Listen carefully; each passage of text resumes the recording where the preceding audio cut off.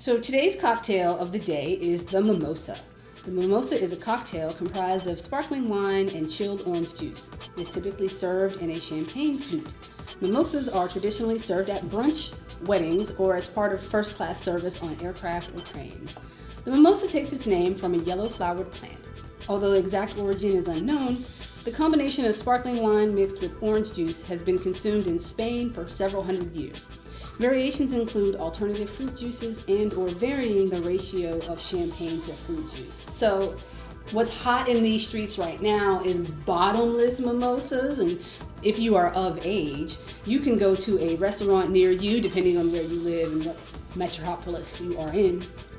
And you can go to brunch with your friends and you can have mimosa after mimosa after mimosa until your little heart's content, or until you feel like calling the rideshare service of your choice to get on home. So it was in this vein that when I was deciding to get married, we said, well, we've got to throw some kind of party.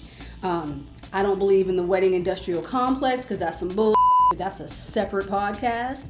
So what we ended up doing was a brunch. Really, it was breakfast, but who's counting? And then, of course, it's a wedding, so you have to have alcohol. So what do you have with brunch? Mimosas! Boom! So at my wedding, it was brunch and an open mimosa bar. All the juice you could tolerate and all the champagne that I could afford for however many people showed up. But it actually worked out really, really well. And I got lots of compliments on the cool idea. Oh, it was fly. It was a cool idea. Like, lots of my cousins were like, yo, that was the best thing I've ever been to. Wedding, pancakes, bacon, mimosa. On the beach. On the beach. Like, if you need economical yet extravagant wedding planning, like, holla at me. But it was a hit, and I was really glad because I was a little concerned. Like, I hope people don't think I'm being cheap. I mean, because I am, but anyway, thousands of dollars for weddings. It was kind of bougie. Right. It was kind of bougie. It was on the list of things like black people like, right? Bottomless mimosas and brunch. I mean, I hit two of like the three high notes, you know? All we needed was some chicken. And worked for me. Worked for me, too. If I hadn't had to, you know, they can't have hear me, but if I wasn't in grad school and I didn't have to immediately get back on the road, I would have kept drinking mimosas. I only had one. Look, because I knew I was going to hit the highway. But I don't even know how many I had. I just kept throwing them back. But it was a hit. So the mimosa is a classic, yet always appropriate thing.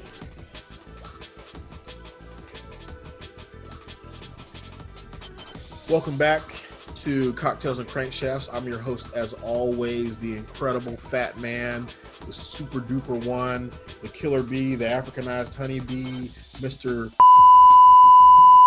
And we back up off that, not say that. Hey, May, what's going on with you?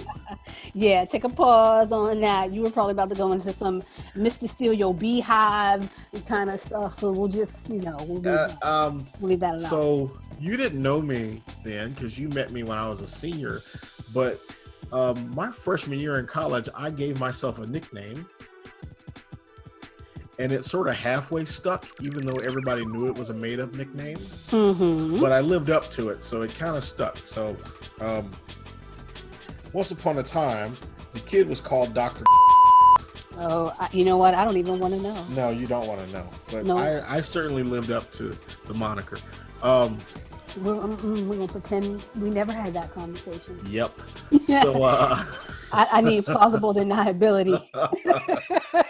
No. You never met him. He was dead and buried by the time you got there. Because anybody else. Once I cleared 200 pounds, or I couldn't pull it off as a chubby guy. Maybe somebody could, but hey, man, me.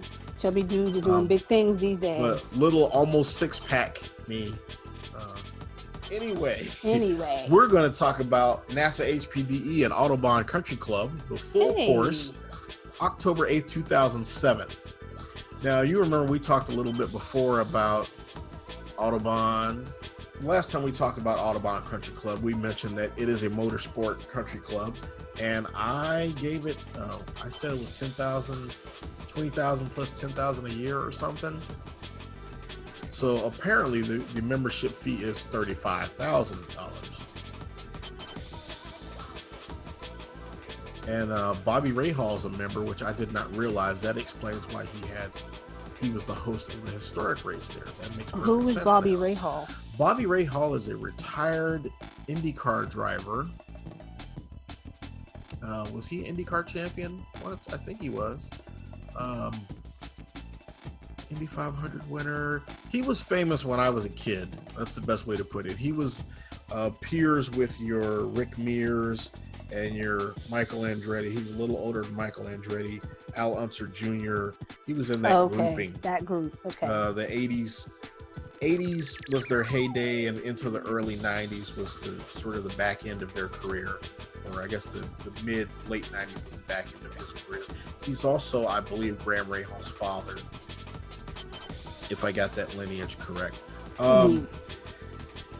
Yeah, 35,000. So if you got some money, it's a light flex. Go be a member at Autobahn Country Club. Right, because those who are in the know will be impressed. So members have access to at least half the course every weekend. As we mentioned, the courses can be divided into north and south parts. And for outside organizations like NASA to have use of the entire course, they have to come on a weekday. So we were there on Monday, October 8th, which is, of course, Indigenous Persons Day. Mm-hmm. I think back then we were still calling it Columbus Day, but we're no longer acknowledging the colonizers. I think Chicago Public Schools one of the ones that decided to rebrand. Maybe. I think a couple places have. Yeah, well, that was a work day for me, but I took vacation because I wanted to go play with the race car. So I packed up my crap and I drove the 100 miles, give or take, up to Joliet and got my butt out to the track. So this was the full circuit, so 3.56 miles, 19 turns, with the 1,850 foot long straight in play. Love that course. So this is my car parked at the hotel the night before. Notice that my turn signals are taped on because I had that stupid bumper where the turn signals did not fit because it required Japanese spec turn signals. So you're just tape them on and hope for the best. I would wire up the bulb. I would plug the bulbs in, tape them to the bumper in the appropriate holes so that they would illuminate on the left and right side as required per law, and go to where I was going. And when I got there, I untape them and unplug them and put them in the glove box. The wires would just dangle while I was on the track. That's some low budget, but you know what? Whatever gets the job done. But you don't know how hard it was for me to find the damn Japanese spec turn signals I needed, because they're a different size from the American turn signals. Oh, interesting. Thanks to internet land, I finally got them. And when I have a replacement for this bumper because it got beat up over the years. When I finally reinstall the new bumper this summer, I will have the appropriate size turn signals to fit it. Literally 15 years later. You can see there's no turn signals. Nope. This was taken by somebody that was spectating. What we used to do is if somebody was at the track and took pictures and they were just offering for free, we would go onto the NASA message boards and just post them on the message board. Say, here's the pictures. Yeah, so everybody can just grab what they need. But Autobahn also had a track photographer who was posting to his Smug Mug or whatever, where you had to buy the photos. Yeah, I mean, and that take no pictures of my car. I was quite upset with him. It's like, I know it's ugly, but it's mine, and I wanted pictures of it. Right. If you're a photographer, take pictures of everything. Mm-hmm. Ugly cars want pictures too. So. Exactly. Yeah. Oh wow! I can't believe I said I got to go back and bleep all that out. Alrighty. So this was shot. This is not a spicy podcast. Shoot. I bleep the cursing. I do. Okay. Most of it. I let some light stuff go, but all and get bleeped. Okay. I might let the occasional or damn. So I'm sitting in the paddock. Got my gloves zapped up, velcroed up there, and I'm waiting for them to call my group to the starting line. First person video, like video game style. Exactly. Engine's idling. I got my helmet and stuff on already because nobody really wants to see me put on my gear. I spent about 4 minutes putting my earplugs in and putting my helmet on, all of that, which is, bullshit. We gotta do. We gotta do. Wasted. So this was shot on the JVC, which was a mini DV, so technically DVD quality, which is higher resolution than VHS, but not HD, definitely. Although this footage I did crop it and re-render it up to HD, but obviously when your initial footage is less than HD quality, then you never get a true HD image. Right.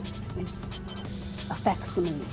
There's a guy climbing the timing stand. I've never noticed that before. It's funny the things that the camera catches that you don't see because your mind is elsewhere. Right, because you're in your own moment. Because at this point right now, I'm probably thinking through the track layout, but this is the second session of the day. So I'm thinking through the layout. I'm thinking through where can I find more speed. I'm wondering if I have enough fuel or if I have too much fuel. All of the things. Yes, because there's a balance. You want enough that you don't have to tank up during the event, because gas at the track is super expensive. Like the airport, you're trying to gouge you.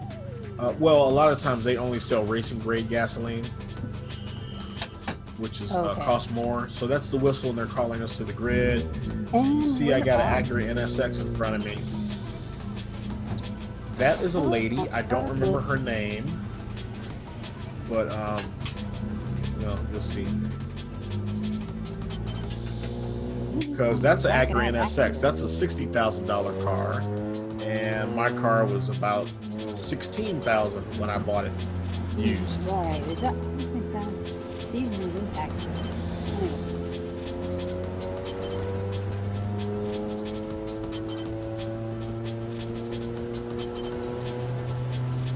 So in this configuration, this is not technically the back straight.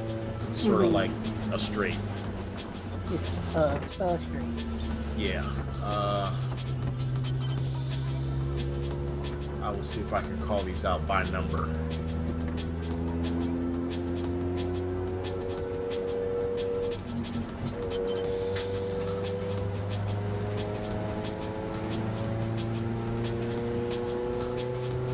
What are these numbers on the side of the road that counting? Those are braking distance markers, I think. Oh. Not actual turn numbers. Okay, so that's 17. No, I got that backwards ass wrong.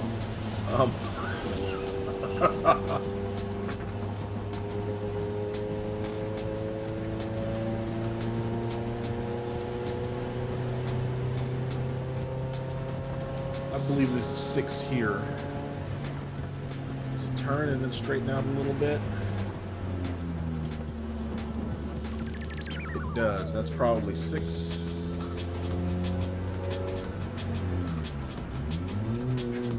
No. Well, I'm lost.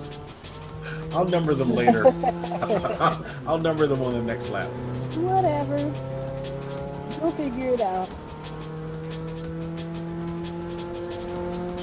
That was patience. This is the back straight. Okay, so this is Viper Alley, which is turn 11. It is a right left into the back straight. And there's something down here called the jump. My car will not get airborne over it, but I assume a fast enough car would. Oh, like a for real jump. Woo! No, because those are bad in real life. Turn 13. Leaving the ground in your race car in real life is a bad thing. Yeah, I feel like that. Turn That only ends well. Bad on your suspension, bad on your spine. 15.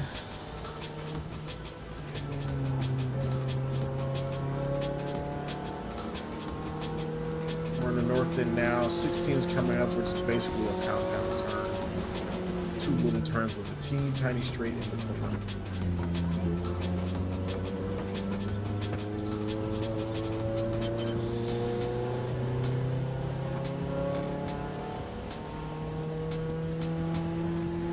Coming down to 17,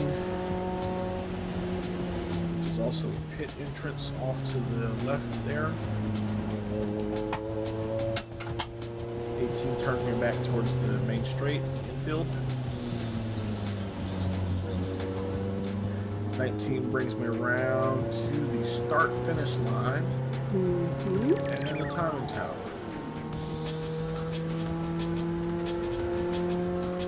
Now we'll get passed by a Porsche and transitioning from the north half to the south half. Okay. Hey there, Porsche. Where I got lost before. That's turn 1.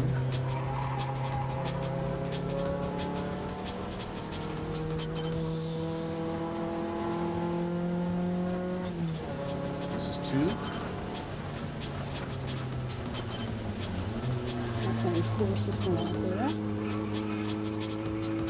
Now, in my opinion, that's 2 separate turns, but whatever. This is 3.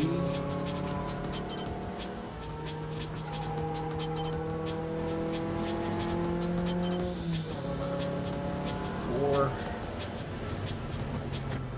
Now we got it.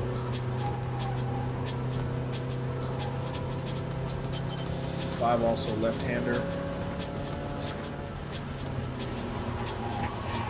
6 back to the right.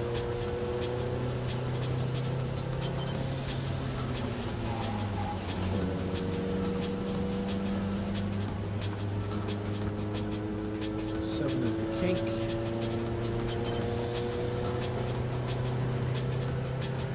8 is Nemo.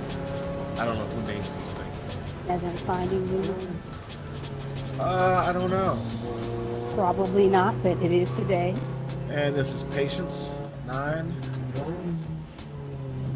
Yeah, who names it? 10. Well, 9's called Patience because it's a setup, and if you overcook 9, you'll mess up 10, and then you'll get a poor launch down the straightaway. So the patience part is you need to be patient at 9 so that you nail 10 and get a good jump onto the straightaway.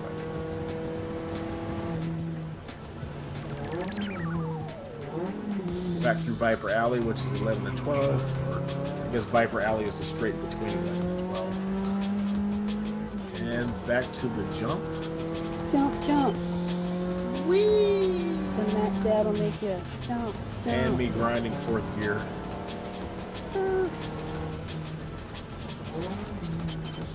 We just voted hit time. Now, as you notice, Yes, I'm right. getting increasingly aggressive with every turn because my confidence level's coming up.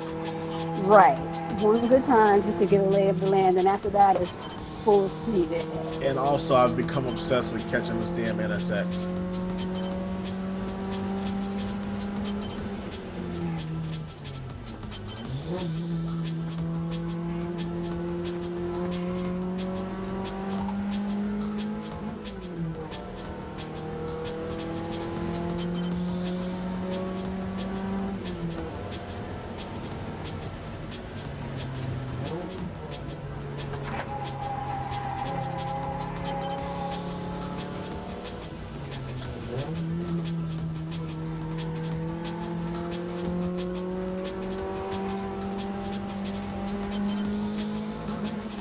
Passing signal.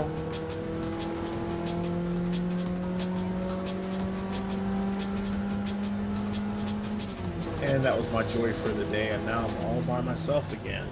And that is... That's kind of how it usually is, right, though? That you kind of out there. Or, I made a point, because in the first session I was in a little group, and then like the fast cars will run away from you, and the slower cars, you know. But on a big track like Autobahn, especially when you're running a full course, it's easy to get stretched out because cars will settle into their own pace. You know, the NSX arguably is a faster car than my 240, but you know, that's a real street car. There's no cage in that thing. And she, I'm sure, did not want to tear it up. She had to drive home just like I did. The difference is my $16,000 car is paid for. By this point, it had been paid for many years. So if I broke it, which is broke. My only concern was getting back home.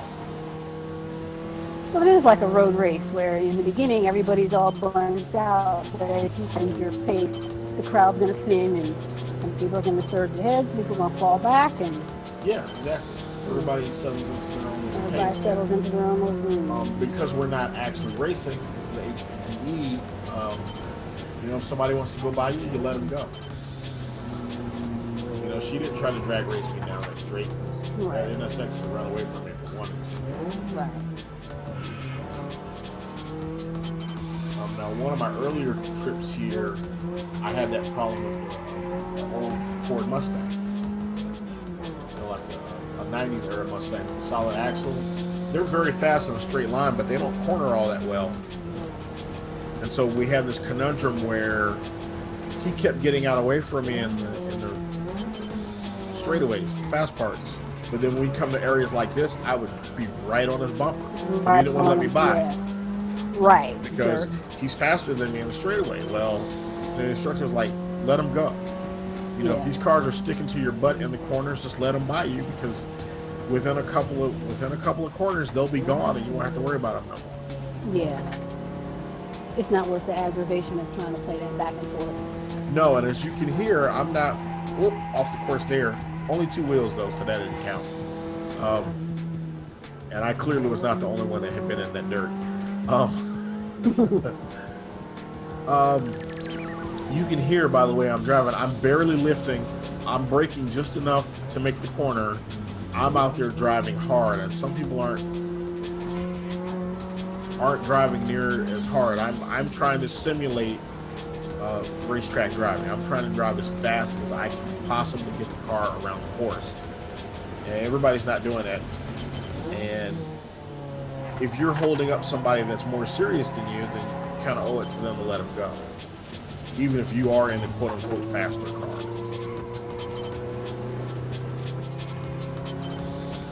You remember the issues I had with the Corvette and Newton.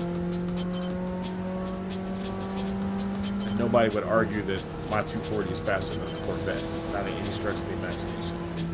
Oh, I missed. You didn't hear the tires screeching, but I almost hit those cones. I almost lost it there. I mean, you know, those are guidelines.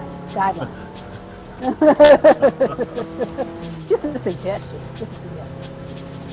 Now, the good news is when it's in this configuration, there is a little bit of buffer zone. If you were to run through those cones, you would not instantly end up out on the jump going the wrong direction.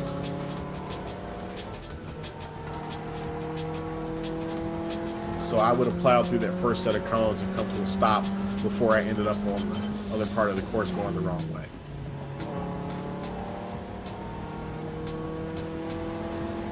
But I did definitely cuss. I can see that. Because, you know, even though I don't have an instructor in the car, I'm still being watched, and that's the kind of thing that will get you a talking to. Okay, so like, I guess they have people on the course, or they have like cameras? They have the marshals, and even though I'm kind of out by myself right now, there are instructors in cars on the course, and if they eyeball me doing something. But if I go off so that was turn 1, if I go off there, the marshals in the 2 timing stands can see me. Okay. And they definitely would have said something to the chief instructor. Okay, yeah. You know, even if it was just the black car went off at 1, you know, the black car went through the cones at 1.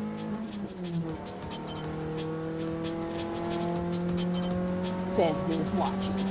So make sure you know. Right, and the other thing, the marshals have radios. Okay, so they can talk to you. Yeah, because in the event of a crash or something, they're the ones that call emergency services. Well, a lot of times they're the first on the spot, depending on the situation, because each marshal stand has a fire extinguisher. So if it was like a fire, one person's going to flag, the other person's going to try to come over and put me out.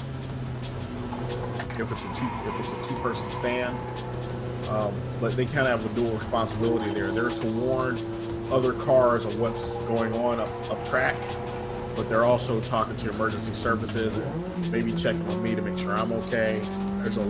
lot that goes into that.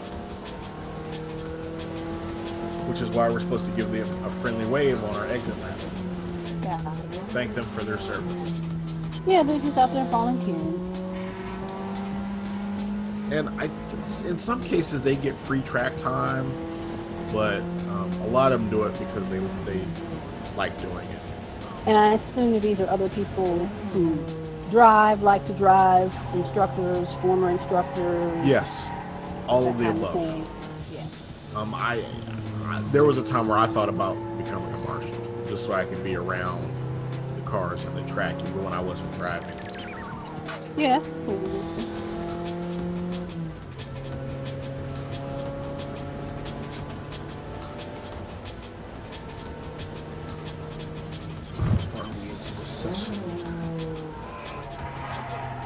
We're 16 in, so probably about 3 more laps. Okay. If I'm getting my brain right, it's about, no, maybe 2 laps. It's about, I'm thinking it's 4.5, 5 minutes a lap. Whoa! Again, I messed up on a cuss word. See, there's a car behind me. He's a ways behind me, but he's back there.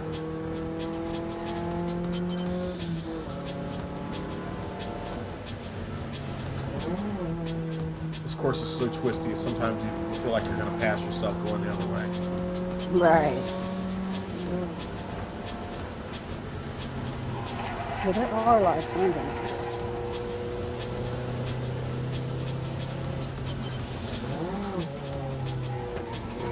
I do love this stuff. Are you excited to get back out there? I am. How do you prep for that? Like, do you need to train? Like, what do you got to do? For the track day? Yeah. I did used to train a little bit, not so much endurance, but getting myself used to heat and stress. You hydrate, you get plenty of rest, and mentally, I don't know if there was so much mental preparation. For me, it was about making sure I could tolerate heat and making sure I was adequately hydrated. Yeah, I told you he was out there. That's one of the instructors there. He'd get me eventually.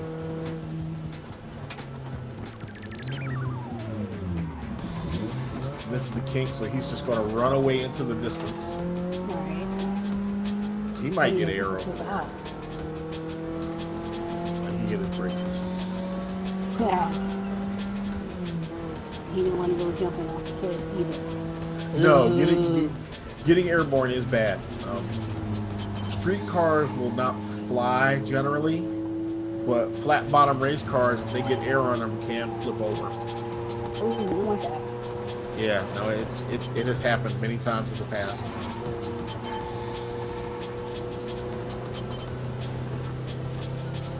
I think it was a flying Mercedes that killed a bunch of people at Le Mans and made Mercedes retire from motorsports for.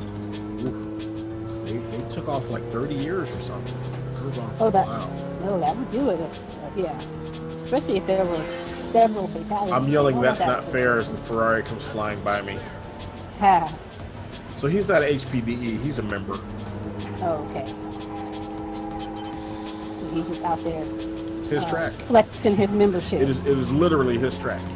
Must be nice. Yeah, they get to park in the nice areas. We have the paddock way up the road in the dirt and the grass. I mean, it's a longer road, but we literally park in the dirt and the grass, and they get a nice paved area to park in. It has its privileges. Clearly has its privileges. Yes, it does. But I mean, that car costs multiples of mine. That car costs multiples of that Corvette. Right.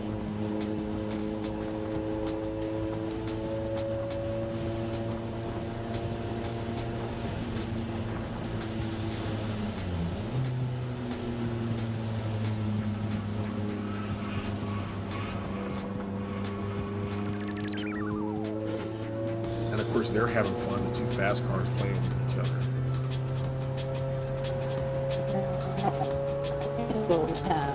As I'm left all by myself again. So lonely. So very lonely. don't wanna be. That song is so sad. It is, right? Love the way LaToya London sang it, though. I know she did something like that. I only know the feelings, She apparently she had quite a career after American Idol. Oh. I don't keep up with that over American Idol. How's that so cool? I thought she should have won that year. I thought she was the best singer between her and Fantasia and Jennifer Hudson. But, Fantasia had a great story. Right, and sometimes that's what you need. Oh no, that's definitely what it's about. They love a tearjerker. Oh yeah. Compelling reason. Even though, of course, North Carolinians knew her family, because they were known singers in the area.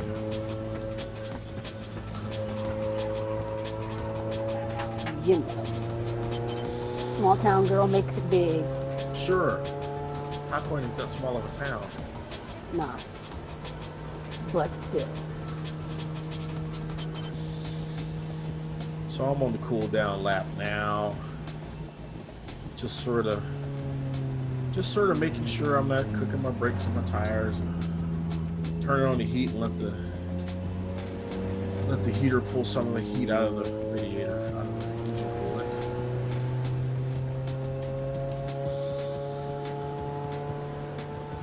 So the green cones I just passed, that's where I would have ended up if I had overshot that Okay, turn you one. veered off. Yeah, that's a connector between the south part of the course. That's the road that breaks up the course between north and south. Okay.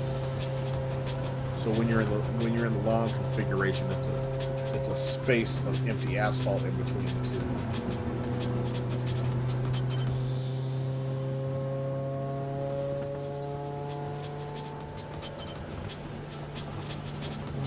Ooh, oh good. Have to edit out that yawn. Right? Because you know mine came right behind it. But I caught the mute in time. And you can see a building being built there. So I was wrong. Apparently there are no residences on the course. There are shops for performance companies and garages for cars, but I don't think there are any actual houses. Okay. On the property. Right. It's VIR that does have bungalows for the members, Oh, okay. where they can, like, they can keep a car and watch races, and then they can just pull out of their garage and hit go. the track. So pit exit, getting down to walking speeds, because pit speed is walking speed. That's the rule. Oh, okay. Word.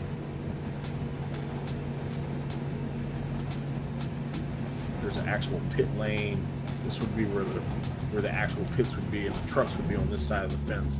The race cars would be across with their teams to change tires or whatever, which is actually pretty cool to watch.